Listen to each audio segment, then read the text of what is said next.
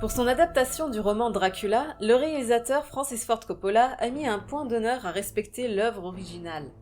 En effet, Dracula a été adapté par une ribambelle de films avant celui de Coppola, mais aucun n'était réellement fidèle au livre. Et force est de constater que le film Bram Stoker's Dracula est une des adaptations les plus fidèles au roman d'origine, que ce soit au niveau de l'intrigue ou du respect des personnages. Un jeune notaire du nom de Jonathan Harker est séquestré par le sinistre comte Dracula dans son château en Transylvanie. Il s'avère que le comte Dracula est un dangereux vampire qui compte s'installer à Londres. Harker parvient à s'échapper et est retrouvé plus mort que vif près d'un couvent. Mina Murray, la fiancée de Jonathan, le rejoint et se marie avec lui. Ils reviennent à Londres mais sont devancés par le comte Dracula qui vampirise et tue Lucy Westenra, une amie proche de Mina. Le docteur Van Helsing, qui a tenté de sauver Lucy, se lance à la poursuite de Dracula pour le tuer, avec l'aide de Jonathan, Mina, le fiancé de Lucy, et 2 prétendants rejetés par cette dernière. On peut noter cependant 2 changements importants dans le film par rapport au livre de Bram Stoker. L'histoire d'amour éternel entre Dracula et sa femme décédée, réincarnée en Mina, ce qui cause la chute du comte aussi bien au début qu'à la fin du film, n'est pas présente dans le roman. Mais dans la vidéo d'aujourd'hui, je vais me pencher sur l'autre changement majeur par rapport au livre d'origine, le personnage de Lucy Westenra. Fascinante séductrice qui n'est pas un des personnages principaux, mais qui demeure capitale pour l'histoire. Je vais donc tenter d'expliquer en quoi elle est différente de la Lucy Westenra de Bram Stoker et pourquoi elle a droit à ces changements de caractérisation.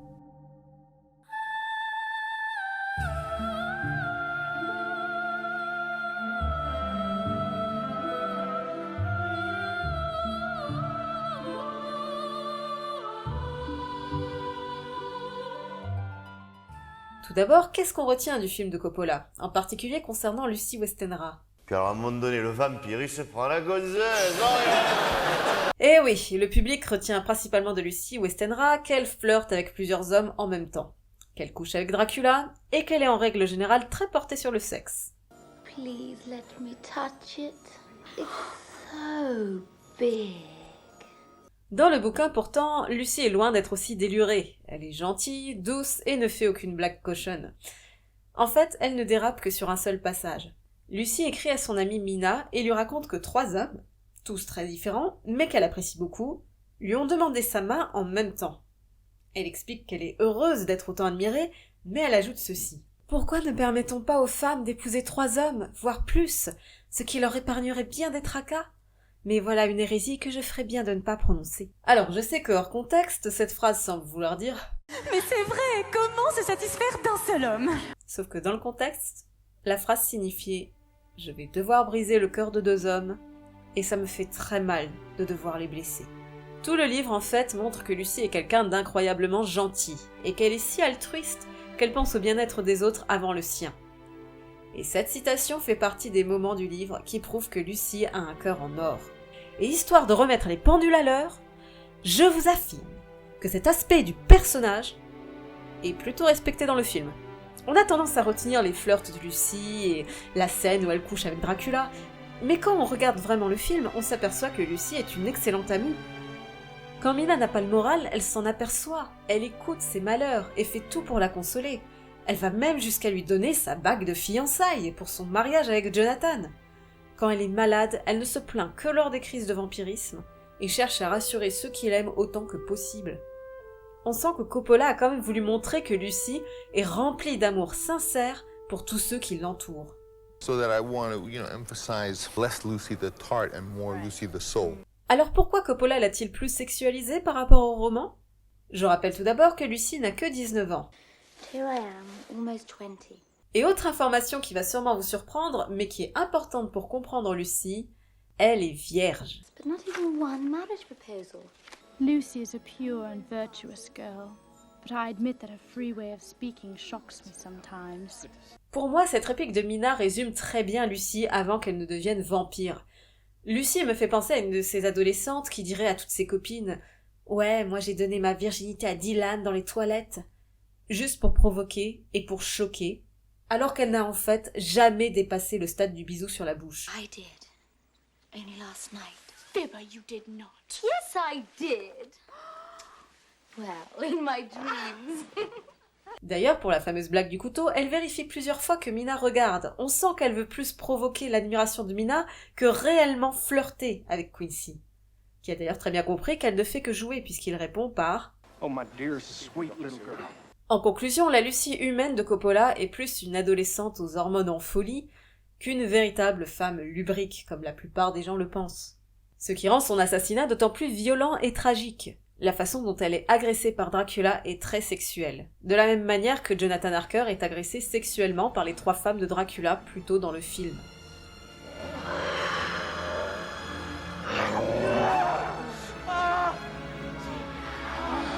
Difficile de ne pas voir dans le film de Coppola une métaphore du viol. Lucy n'est clairement pas dans son état normal quand elle rejoint Dracula dans le jardin, ni quand le vampire s'introduit chez elle pour la mordre une dernière fois. Une fois Dracula parti dans la scène du jardin, elle est confuse et terrorisée. Et lorsqu'il la tue, elle hurle et se débat en pleine souffrance.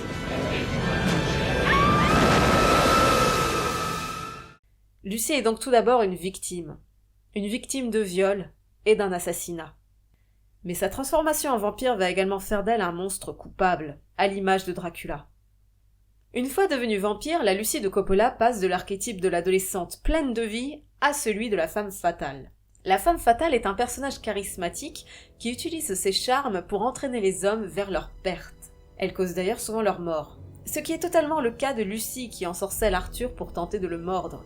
L'effet femme fatale est d'ailleurs renforcé par la chevelure rousse de Lucy. De Rita Hayworth en passant par Jessica Rabbit et jusqu'à Suzy dans le remake de Suspiria, la femme fatale est principalement rousse au cinéma. Et lorsque l'actrice doit changer de couleur de cheveux pour le rôle, ce n'est pas anodin. Sachant que l'actrice, Sadie Frost, est en réalité une jolie brunette, la couleur rousse a bien été choisie pour faire ressortir l'aspect sensuel et mortel de son personnage. Mortel car elle est devenue un vampire. Dans le roman, Lucy attaque plusieurs enfants avant d'être elle-même attaquée par Van Helsing. Mais dans le film de Coppola, on la voit porter un seul enfant jusqu'à sa tombe. Il est évident qu'elle s'apprête à boire le sang de l'enfant.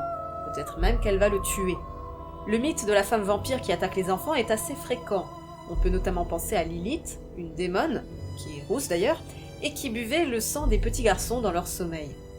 La femme vampire est alors monstrueuse parce qu'elle va à l'encontre du soi-disant instinct maternel qui empêcherait les femmes de faire du mal aux enfants. Parce qu'un homme qui fait du mal à un enfant, c'est horrible. Mais l'inconscient collectif n'arrive pas à accepter l'idée qu'une femme puisse commettre un acte atroce sur des enfants. Mais vous connaissez Coppola, faut toujours qu'il aille plus loin. Et je vous rappelle ce que j'ai analysé juste avant. La façon dont elle est agressée par Dracula est très sexuelle. Difficile de ne pas voir dans le film de Coppola une métaphore du viol. Ouais. Si on interprète les vampires de Coppola comme étant des violeurs, la Lucy de Coppola est pédophile. Je sais que certains interprètent déjà la Lucy du livre comme étant pédophile, mais dans le roman, rien n'indique clairement cette déviance. Alors que dans le film de Coppola, l'agression par un vampire est toujours sexualisée. Et l'attaque d'un bébé par les 3 femmes de Dracula est montrée hors champ. À la fois parce que montrer la mise à mort d'un bébé est choquante, mais aussi parce qu'on ne peut décemment pas montrer 3 femmes agressant sexuellement un bébé. L'expression de Jonathan Harker à ce moment est de toute façon suffisamment éloquente. Donc si vous faites partie de ceux qui estiment que Bram Stoker's Dracula n'est pas un film d'horreur, dites-vous bien que l'horreur peut prendre des formes bien différentes.